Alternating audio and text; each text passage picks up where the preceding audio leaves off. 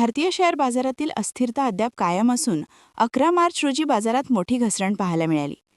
सुरुवातीला स्थिरतेने व्यवहार सुरू झाले असले तरी काही तासांतच परिस्थिती बदलली. सेन्सेक्स सुमारे 700 अंकांनी घसरला तर निफ्टी 24,100च्या खाली आला. अमेरिका, इस्रायल आणि इराण यांच्यातील संभाव्य तणावाच्या पार्श्वभूमीवर गुंतवणूकदार सावध पवित्रा घेत असल्याचं दिसून आले.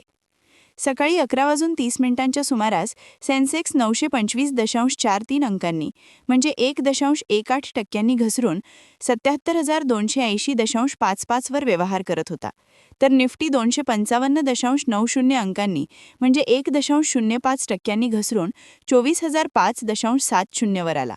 परदेशी गुंतवणूकदारांकडून सुरू असलेली विक्री, नफा वसुली आणि मध्य पूर्वेतील वाढता तणाव यामुळे बाजारावर दबाव वाढल्याचं तज्ज्ञांचे मत आहे.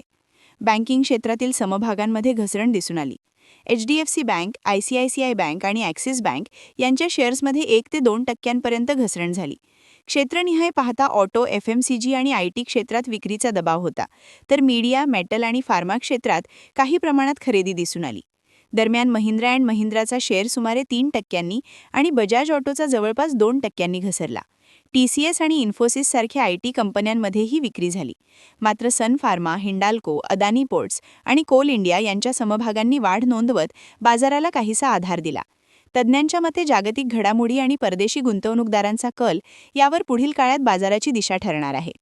क्या आप भी चाहते हैं जटिल रोगों पर विशेष रूप से आयुर्वेदिक उपचार? तो मिलिए 77 वर्षों से आयुर्वेद सेवा में लगी हुई शिवशंकर आयुर्वेदिक एजेंसी. अनुभवी वैद्य डॉक्टर, सभी प्रसिद्ध कंपनियों की दवाइयाँ और सभी प्रकार की जड़ी बूटियों और रोग प्रतिकारक शक्ति बढ़ाने के लिए कई प्रकार की दवाइयाँ प्राप्त करने का एकमात्र विश्वसनीय स्थान. हमारे यहाँ सभी प्रतिष्ठित कंपनियों की दवाइयाँ उपलब्ध है. समय सुबह 10 बजे से रात 9 बजे तक. तो फिर इंतजार किस बात का?